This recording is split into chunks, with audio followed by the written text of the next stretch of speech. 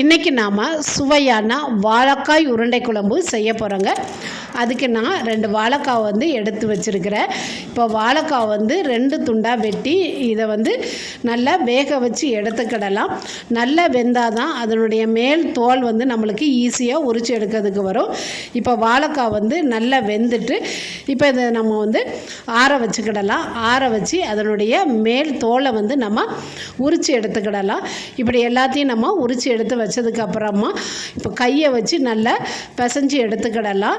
இப்போ இது கூடவே வந்து 3 ஸ்பூன் வந்து கடலை மாவு, சின்ன வெங்காயம், இஞ்சி பூண்டு பேஸ்ட்டு, வத்தப்பொடி, சிக்கன் மசாலா, கருவேப்பிலை, 1 ஸ்பூன் உப்பு, 1/2 ஸ்பூன் பெருங்காயத்தூள் எல்லாத்தையும் போட்டு முதல்ல நல்லா கலந்து விட்டுக்கோங்க. முதல்ல வந்து தண்ணி ஊற்றி பிசையாதீங்க, கடைசியாக கொஞ்சமாக தண்ணி தெளித்து பிசைஞ்சுக்கோங்க. இப்போ இதை வந்து 10 நிமிஷம் ஊற வச்சு எடுத்துக்கிட்டோங்க.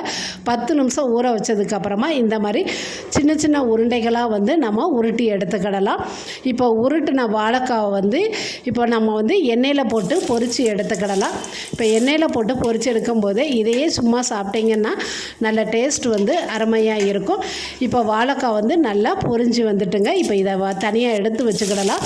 இப்போ ஒரு பாத்திரத்தில் எண்ணெய், கடுகு, வத்தல், சின்ன வெங்காயம், கருவேப்பிலை, இஞ்சி பூண்டு பேஸ்ட், 1/2 ஸ்பூன் வந்து பெருங்காயத்தூள், பொடிசாக கட் பண்ண 2 தக்காளி எல்லாத்தையும் போட்டு வதக்கி விட்டுக்கிடலாம். இது கூடவே வந்து 1 ஸ்பூன் வத்தப்பொடி, 3 ஸ்பூன் வந்து குழம்பு மிளகாய்த்தூள், மைய அரைச்ச வந்து 2 தக்காளி, இது கூடவே கொஞ்சம் தண்ணி ஊற்றி கொதிக்க வச்சு எடுத்துக்கிடலாம். இப்போ இது கூடவே வந்து 1 ஸ்பூன் வந்து தேங்காய் பால் வந்து ஊற்றிக்கிடலாம்.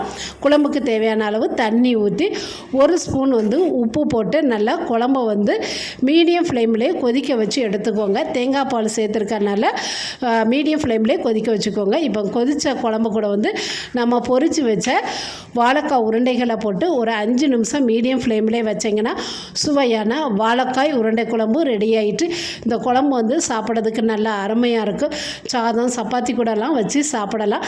கண்டிப்பாக நீங்களும் இந்த மாதிரி ட்ரை பண்ணி பாருங்கள். இந்த வீடியோ பிடிச்சிருந்தா லைக் பண்ணுங்கள், ஷேர் பண்ணுங்கள்.